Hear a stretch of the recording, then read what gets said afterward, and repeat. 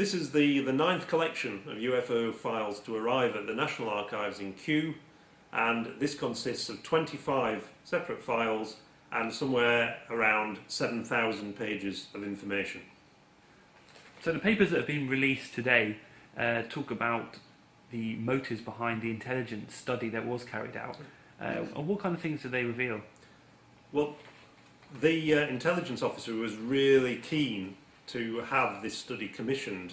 There's some very interesting papers in the policy file from 1993 where he is briefing on the subject, and he's saying it's not because he talks to little green men every night, it's just that he thinks that this is a subject that the DIS and the MOD should take seriously because no study had ever been conducted. And during his brief, he lists a number of possibilities about what UFOs could actually be, and one of them is mass hallucinations, and he says that we can rule that out.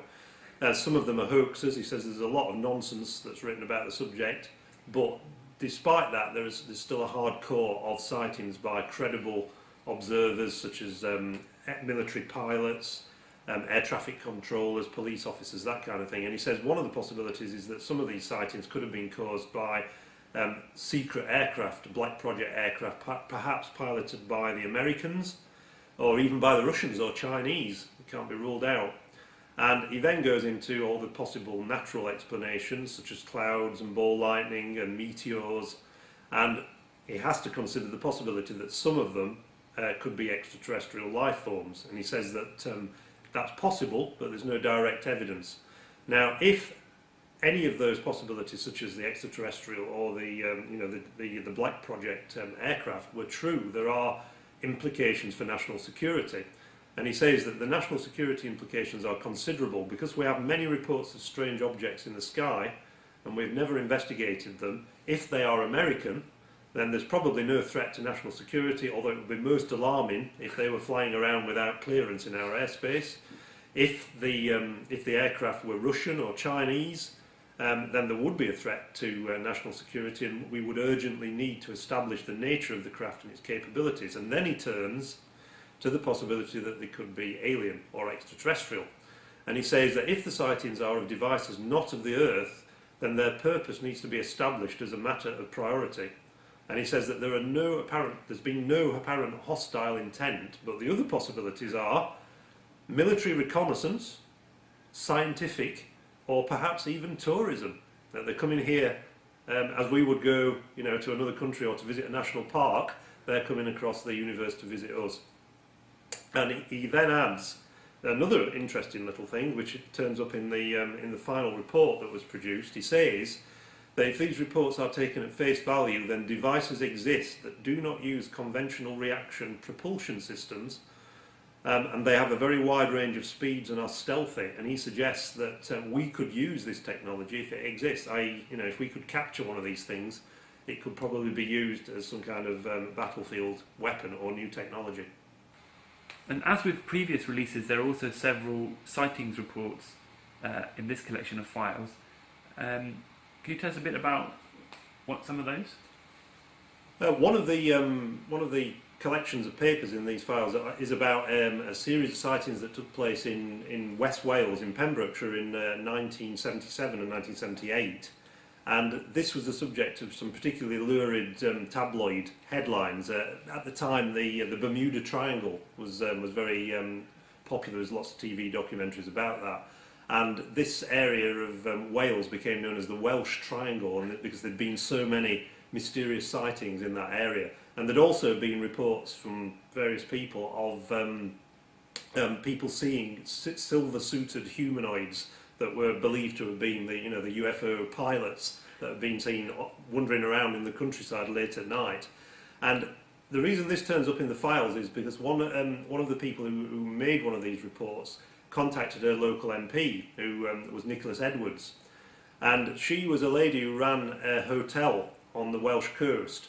And one day in 1977, quite late at night, she'd been woken up by an object that she'd seen in the sky, and this had descended into a field, and she described it as like the moon falling down from the sky. And it landed in a field at the back of her property.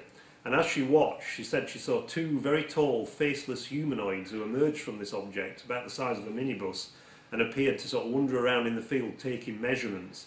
And she was absolutely petrified by this experience, and so much so that she thought, the MOD should be looking into this, particularly because in the field there was what later emerged to be a Royal Observer Corps shelter, a bomb shelter of some kind. So obviously something was going on there. So this was reported to the MP. He passed it to the Ministry of Defence in Whitehall, and this was a very unusual thing for them to do. They asked an RAF officer from nearby RAF Brodie Air Base to go and have an interview with the lady who'd reported this sighting. So he went down there, he examined the area where this thing had landed, and he couldn't find any obvious explanation for this. So he briefed the Ministry of Defence on what he discovered. And the person who was the head of the UFO desk at the time, he was so concerned about this that he had a private word with the Provost and Security Service, which is the RAF police, and he asked them to make some inquiries locally. And it turned out that they suspected, as a result of this investigation, that someone had been involved in a practical joke, and that they'd borrowed a firefighting suit that had been on display in a local shop, and that they put this thing on, and it was sort of white with a big black visor over the face, and this person had been walking around in this suit late at night. And maybe this had been what had caused some of these weird sightings. But even so, they still couldn't explain them. This was one possible explanation. They weren't saying that we can forget about the Welsh Triangle, but there was some very clear suggestions that someone had perhaps been pulling somebody's leg. And were there other sightings from around the country? Was there one in Brighton? Yeah, around 2005, 2006, people began to release Chinese lanterns on a regular basis. And I believe they became popular at the Glastonbury Pop Festival from the summer of 2003. And lots of people hadn't seen these things in the sky before. So when people started reporting fleets of lights, revolving lights that appeared to be moving in formation, some people became very worried about it. And there's one report in the file from 2005 where a lady from Brighton had seen a group of these objects in the sky, and she'd rung the MOD to report this, and she was absolutely petrified, and she was asking for an explanation. She was saying all her friends were really worried about what they'd seen in the sky. And looking at it now, looking at the details of the sighting, there's an orange light that was revolving. Very good description of what we now know to be Chinese lanterns. But it shows that it's quite possible to have an experience of one of these things and actually believe it's something really extraordinary, when really it's just a hot air balloon lit by a candle. One of the documents in the policy file is quite interesting. This was drawn up by an intelligence officer in 1978, and this was in preparation for the House of Lords debate on UFOs that happened early in the following year. And basically the Ministry of Defence asked all their scientific advisors for advice on what to say in this debate. And this intelligence officer came back, and he was talking about the possibility of visits to Earth by extraterrestrials.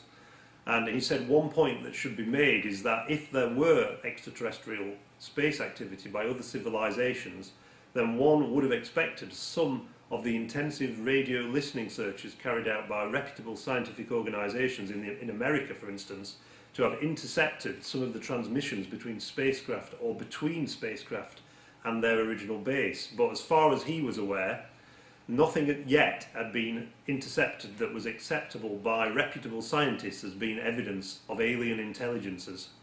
And since radio communication is somewhat cheaper than space travel, one would have expected rather more radio communication than actual visits. He then goes on to say that another good argument against the extraterrestrial origin for UFOs is as follows. Recent American and Soviet space probes rule out the possibility of intelligent life elsewhere in the solar system. So he says that if UFOs are alien in origin, they must have come from outside our solar system.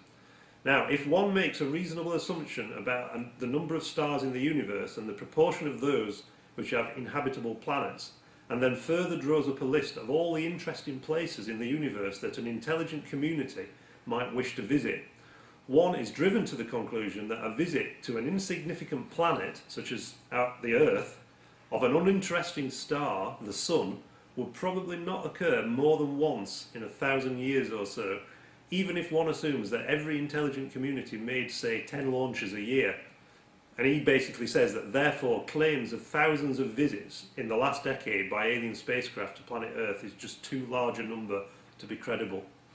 All the files that I've been talking about are now available on the National Archives UFO website, which is www.nationalarchives.gov.uk/UFOs.